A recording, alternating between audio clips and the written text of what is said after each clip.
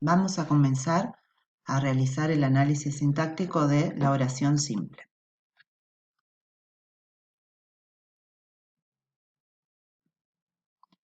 En primer lugar, vamos a definir lo que es la oración, que dentro del ámbito de la sintaxis es la unidad mayor. Así como la palabra es la unidad mayor en el ámbito de la morfología, en el ámbito de la sintaxis, la unidad mayor es la oración. Ahora bien, ¿cómo se conforma una oración? Mediante un grupo nominal y un grupo verbal. De esta manera tenemos un sujeto que realiza una acción, ¿sí?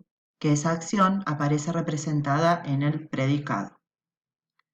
Ese sujeto puede ser una sola palabra o un grupo nominal, como tenemos en este caso, donde tenemos el sujeto, el núcleo del sujeto y un modificador, ¿sí?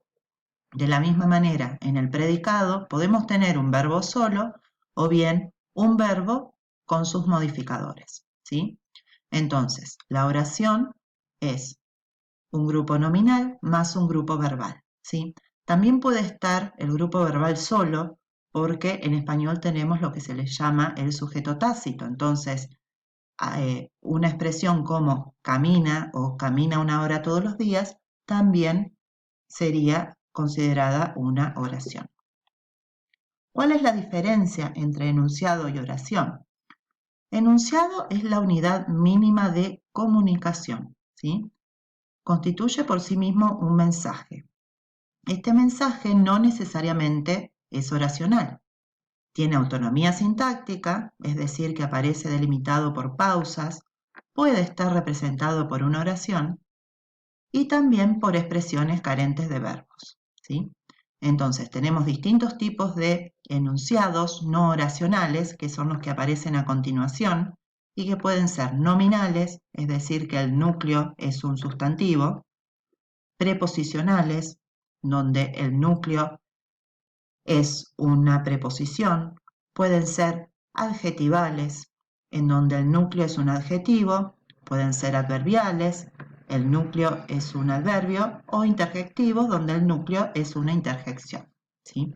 Entonces, los enunciados no oracionales son aquellos que no tienen un verbo conjugado. Ahora bien, para analizar la oración simple, que está compuesta de dos partes, como vimos hace un momento, el grupo nominal y el grupo verbal, vamos a empezar por el grupo nominal, que está conformada por el sujeto, ¿sí? El sujeto es la parte de la oración que expresa de quién se habla. Este es el criterio semántico, es decir, desde el punto de vista del significado. El sujeto es el sustantivo o grupo nominal que concuerda en persona y número con el verbo. Este es el criterio sintáctico morfológico. Recuerden que es necesario, si es una definición entre sujeto y predicado, la necesidad de que exista esta relación de concordancia, ¿sí? Porque es lo que a veces nos ayuda a identificar cuál es el sujeto de una oración. Este sujeto puede ser tácito, que es cuando no aparece, pero se puede deducir del contexto. Es desinencial cuando también no aparece, pero se reconoce la desinencia verbal, es decir, si pertenece, si es un verbo que está conjugado en primera persona del singular, tercera persona del plural, etc. El sujeto expreso es cuando aparece en la oración y se reconoce, como decíamos hace un momento, por la concordancia con el verbo. Ese sujeto tiene un núcleo que puede ser un sustantivo, puede ser un pronombre o puede ser una palabra sustantivada. No confundir sujeto con núcleo del sujeto, ¿sí? Vamos a ver que el sujeto es mucho más amplio que solamente el núcleo. Ahora bien, en cuanto a ese núcleo, cuando tiene el sujeto un solo núcleo, más sus modificadores, se llama sujeto simple, y cuando tiene más de un núcleo, se llama sujeto compuesto, es decir, sujeto expreso simple o sujeto expreso compuesto. Acá tenemos algunos ejemplos. En primer lugar, de sujeto desinencial o tácito. Caminaba por el parque. Como vemos acá, sujeto tácito, tercera persona del singular. Esto se supone que se sabría, ¿sí? en un contexto, si es tercera, porque en realidad coincide con la forma de primera también, ¿sí? Normalmente cuando uno realiza este tipo de análisis, los hace en función de un texto, no de oraciones sueltas, ¿sí? Entonces ahí se podría saber bien cuál es ese sujeto tácito. Fíjense algunas cuestiones prácticas, a las oraciones las marcamos con corchetes y ponemos, al finalizar el corchete, oración simple, ¿sí? Por ahora vamos a estar analizando solamente oraciones simples, ¿sí? Bien, después podemos tener un sujeto expreso simple, ¿sí? Mi amigo Juan, en donde amigo es el núcleo, ¿sí? O bien podemos tener un sujeto expreso compuesto. Tenemos dos núcleos, mi amigo Juan y su vecino. Amigo y vecino, ¿sí? Son los dos núcleos del sujeto compuesto y hacen que el verbo esté en plural. Entonces, estos son los tipos de sujeto que podemos encontrar. Ahora bien, ese núcleo del sujeto puede aparecer solo, pero también puede aparecer con distintos modificadores. Vamos a ir trabajando cada uno de ellos. Los modificadores que podemos encontrar son determinantes, artículos demostrativos, posesivos. Podemos encontrar cuantificadores, numerales cardinales, ordinales, indefinidos, interrogativos y exclamativos. Un complemento nominal, que son los adjetivos o los grupos adjetivales también. Complemento preposicional, que son la preposición más término. Podemos encontrar aposición, especificativa o explicativa, y el complemento comparativo. Vamos a ir trabajando cada uno de ellos. Tomemos este ejemplo. Mi vecino Juan camina por el parque. Fíjense que marqué con los corchetes, marqué que es una oración simple, y por ahora solamente resalté en verde el predicado porque todavía no sabemos cómo analizarlo, ¿sí? Por ahora nos vamos a concentrar solamente en el sujeto. Bueno, de ese sujeto, que es un sujeto expreso simple, ¿sí? Tenemos el núcleo, que es vecino, ¿sí? Ese núcleo tiene un posesivo, ¿sí? Que lo modifica. Entonces la función que colocamos acá abajo es determinante. Y también tiene una posición explicativa. ¿Qué quiere decir aposición explicativa? Es un enunciado que va entre comas y que dice lo mismo que el núcleo. Se puede intercambiar por el núcleo del sujeto. También podríamos decir Juan, mi vecino, ¿sí? Fíjense la diferencia con el ejemplo que está debajo, en donde tenemos casi la misma oración, nada más que Juan está sin comas, ¿sí? En este caso se trata de una posición especificativa.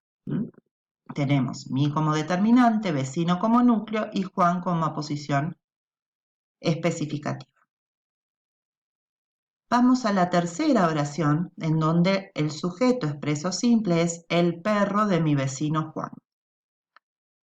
¿Quién es el que camina por el parque? Es el perro. El perro es el núcleo. Tiene un determinante, en este caso es un artículo, y vimos que los artículos funcionan como determinante. Y tenemos además un grupo preposicional. De mi vecino Juan, ¿sí? Es un grupo sintáctico encabezado por una preposición. Entonces, el tipo de modificador que vamos a poner acá es complemento preposicional. En todos los casos que vimos hasta ahora, el sujeto es siempre está expreso y es simple. Veamos algunos casos más. Algunos perros vagabundos pasean por el parque. Como hicimos hoy, por ahora solamente nos concentramos en el sujeto, que también van a ser todos expresos simples. Bueno, en la primera oración tenemos el núcleo. Quien pasea por el parque son los perros. Perros es el núcleo. Y tenemos dos modificadores, ¿sí? Un indefinido, que es alguno, que la función sintáctica es cuantificador, y vagabundos, que es un adjetivo. Cuando tenemos adjetivos modificando el núcleo del sujeto, se llaman complementos nominales.